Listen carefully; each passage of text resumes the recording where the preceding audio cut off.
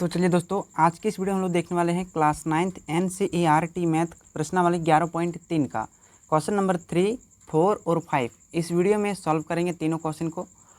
तो चलिए, question number 3 में कहा गया है कि एक शंकु की ऊंचाई 15 सेंटीमीटर है, इसका आयतन 1570 सेंटीमीटर क्यूब है। मतलब एक शंकु है, उसका ऊंचाई दिया गया है 15 सेंटीमीटर और इसका आयतन दे दिया गया है।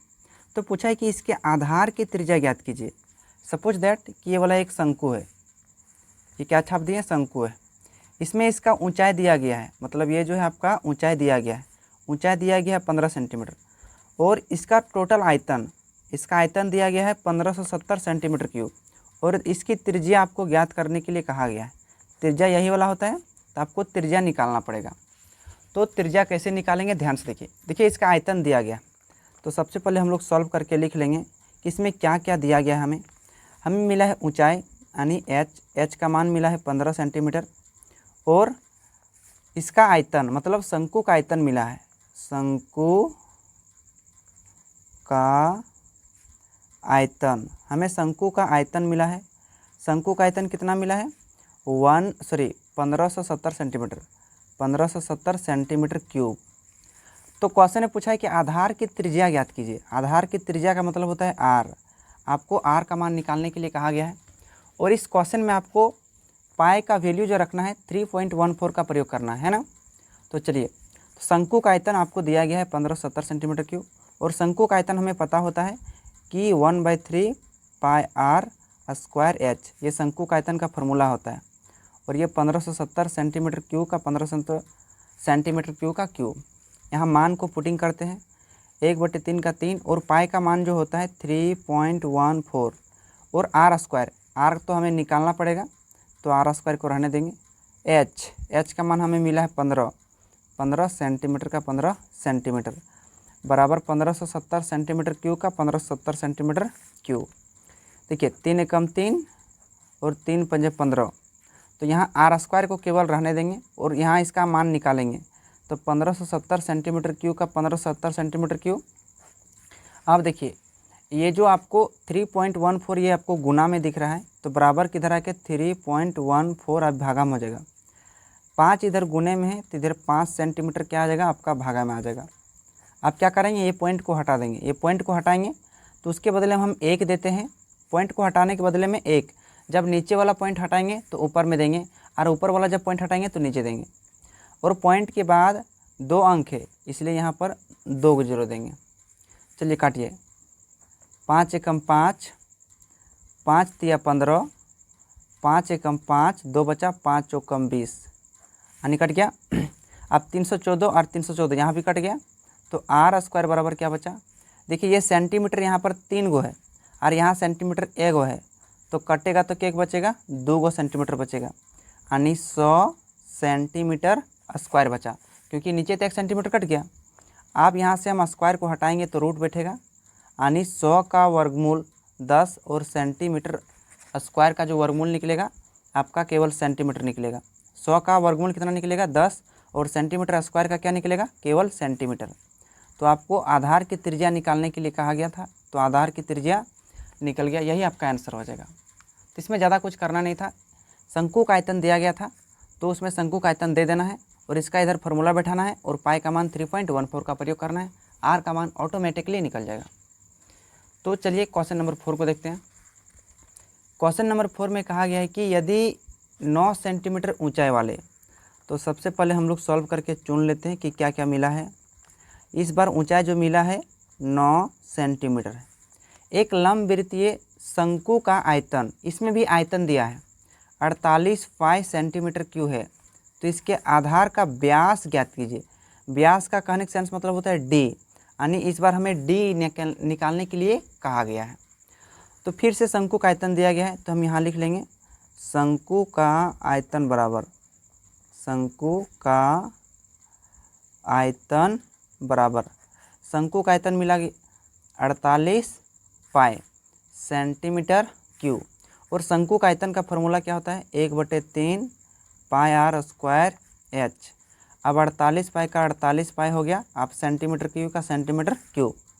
यहाँ मान रखते हैं 1/3 का 1/3 पाई का मान यहाँ 22/7 लेना है, क्योंकि क्वेश्चन में कहा नहीं गया है कि पाई का मान 3.14 लीजिए। आर स्क्वायर, तो देखिए आर का मान तो हमें दिया नहीं है, हमें पूछा है डी, तो डी कब निकलता है, जब आर निकलेगा तब ना डी निकलेगा। तो इसलिए आर का जैसे तैसे एच का मान इस बार दिया है 9 बराबर 48 पाई का 48 पाई, है कि नहीं। तो चलिए यहाँ पाई का वैल्यू भी रख सकते हैं 22/7, चाहे नहीं भी रखेंगे तो कोई दिक्कत होगा नहीं। चलिए हम 22/7 रख देते हैं। तो ये 22/7 तो कट जाएगा, 3 एकम 3 और 3 तिया 9। तो यहाँ आर स्क्वायर का मान जो निकलेगा ये गुना 3 इधर आके भागा 3 हो जाएगा, और आर स्क्वायर 3 से काटेंगे तो 16 तिया 48। तो आर स्क्वायर का मान कितना निकल गया 16। अब यहाँ से हम आर निकालेंगे तो स्क्वायर हटेगा तो क्या बैठेगा रूट, और 16 का वर्गमूल निकलता है 4। अगर आर का मान 4 निकला है तो व्यास कितना निकलेगा, व्यास माने डी, व्यास बराबर फार्मूला होता है 2 गुना त्रिज्या, त्रिज्या माने आर, तो 2 का 2 और आर का मान निकला अभी 4, तो 4 रख देंगे, यहाँ सेंटीमीटर निकलेगा। तो 4 दूनी 8 सेंटीमीटर आपका आंसर निकल जाएगा, व्यास का मान निकल जाएगा। तो इसमें भी आप लोग यहाँ देखिए चाहिए, आप यहाँ पाई और पाई को ख़त्म कर सकते थे, आप चाहे पाई का वैल्यू रख सकते थे, है कि नहीं। हम चाहे तो यहाँ पाई और पाई को भी ख़त्म कर सकते थे और ये आंसर आपका ऑटोमेटिकली तुरंत निकल जाता। तो कोई दिक्कत नहीं, 22/7 यहाँ रख दिए तो इसका भी वैल्यू यहाँ पर रख देंगे और यहाँ पर काट देंगे, इसके बाद निकाल देंगे तो आपका आंसर निकल जाएगा। तो इसमें पूछा था व्यास, व्यास माना डी, डी कब निकलेगा जब हमें त्रिज्या निकलेगा। तो त्रिज्या तो क्वेश्चन नंबर 3 में आप लोग को निकालने के लिए सिखाए थे, क्योंकि पहले त्रिज्या निकालेंगे तब व्यास ऑटोमेटिक निकल जाएगा। तो चलिए अब क्वेश्चन नंबर 5 को हम लोग सॉल्व करते हैं। क्वेश्चन नंबर 5 में कहा है कि ऊपरी व्यास 3.5 सेंटीमीटर वाले शंकु के आकार का एक गड्ढा 12 मीटर गहरा है। मतलब देखिए ऊपरी व्यास दिया है, मतलब शंकु आकार जो है अब उल्टा रखा गया है, इस प्रकार शंकु को रखा गया है, यानी शंकु को एक गड्ढा टाइप का है। ये गड्ढा जो है ना 12 मीटर है, कितना मीटर 12 मीटर, यानी इसका ऊंचाई हो जाएगा। गड्ढा मतलब क्या हो गया, इसका गहरा है। इसका व्यास दिया 3.5 सेंटीमीटर, यानी ये जो दिया है आपका 3.5 सेंटीमीटर। तो पूछा है कि इसकी धारिता किलो लीटरों में कितनी होगी, किलो लीटर में आपको निकालने के लिए कहा गया। तो चलिए इसको निकालने के लिए सबसे पहले क्या करेंगे, हमें जो जो दिया है उसको सबसे पहले चुन लेंगे। तो हमें क्या क्या मिला है, इसकी व्यास मिला है, व्यास माना डी 3.5 सेंटीमीटर। तो इसकी त्रिज्या निकालते हैं, त्रिज्या बराबर क्या होता है व्यास बटे 2, मतलब हो जाएगा 3.5/2।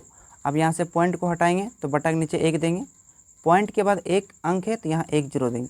काटिए 5 7 35, 5 दूनी 10, अब कटेगा नहीं तो ऊपर में बचा 7 और नीचे 2 दूनी 4। तो आर का मान 7/4 सेंटीमीटर निकल गया। और हमें ऊंचाई का मान मिला है 12 सेंटीमीटर। ऐसा क्यों, क्योंकि गड्ढा मतलब ये टोटल ऊंचाई हो गया, तो हो गया आपका 12 सेंटीमीटर। तो पूछा है इसकी धारिता का मतलब होता है आयतन। तो किसकी आयतन, शंकु आकार, इसीलिए शंकु की आयतन बराबर शंकु की आयतन बराबर क्या होता है 1/3 पाई आर स्क्वायर एच। 1/3 का 3, पाई का मान जो रहेगा 22/7, आर स्क्वायर, आर का मान है 7, तो 7/4 गुनी 7/4। ऐसा क्यों, क्योंकि आर के पावर में 2 है तो इसलिए आर को हम 2 बार लिख दिए।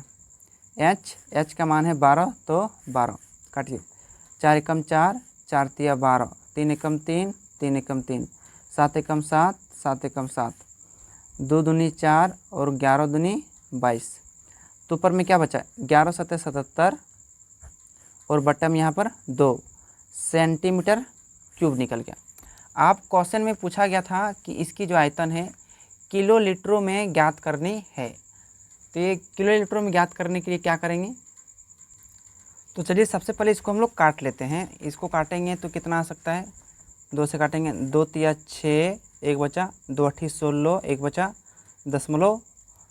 5 2 में और ये हो गया 2 5 10, आपका हो गया 38.5।